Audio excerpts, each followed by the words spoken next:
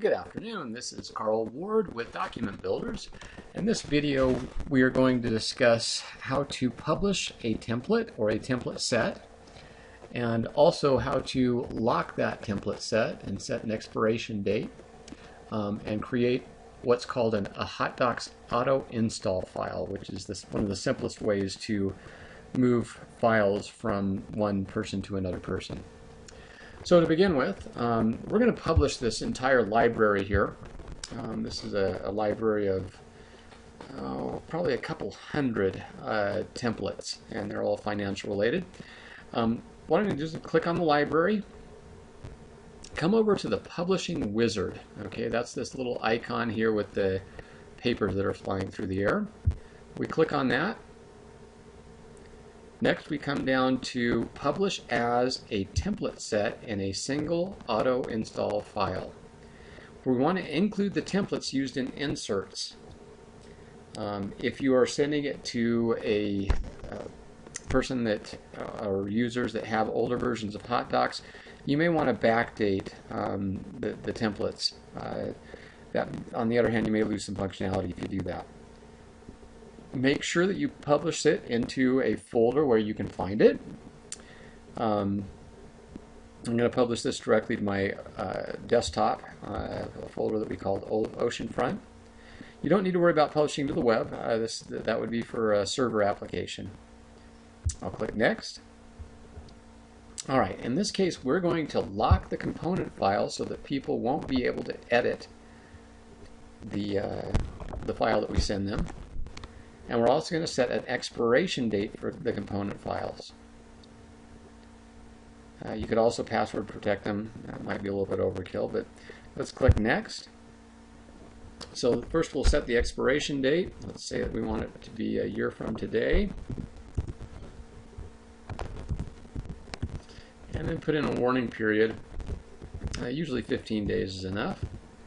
And maybe an extension period of 3 or 4 days. On the expiration message, I typically put in something like the expiration date and a phone number for the person they need to contact, or the business entity that they need to contact in the event that they want to renew their subscription.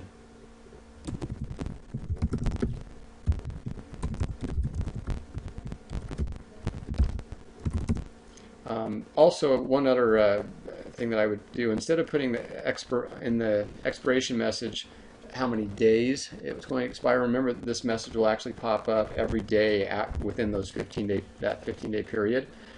So just put in the expiration date.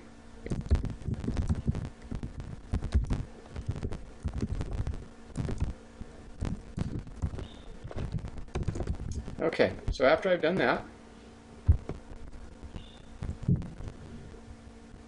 Next. And then you can go ahead and put in a file name, and these can be pretty generic. Template set title, library file title here again. And then I would update the library title and description even if library already exists after you've sent it to them the first time. So this would be if you have updates after the first install.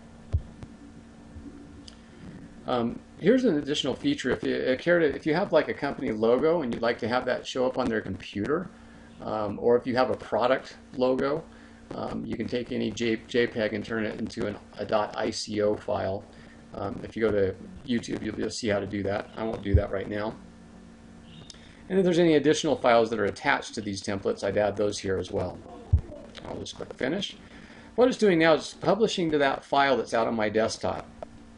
And it will publish in what's called a hotdocs auto install file. It's a .hdI. This .hdI can then be emailed if it's small enough. If it's not small enough, you can go ahead and post it to Dropbox or NetDocuments or whatever other shared location that you might have, a FTP site or something like that, for your clients to be able to access. So from the perspective of the end users, they'll now have the chance to go out to the file where they download it. I'll show you what that looks like. go to my desktop. Out here we loaded it to a folder called Oceanfront. There it is. And so there's all of my files that have unloaded there. And when I open that, I'll basically get the same file structure that I started with. So there you have it. That's an easy way to publish templates, to lock them down so that people won't be able to access them after the year is expired, to set a expiration date. If you have other questions regarding HotDocs auto install files, please feel free to call me. Again, it's Carl Ward, and my number is 801-368-6048. Thank you very much for listening.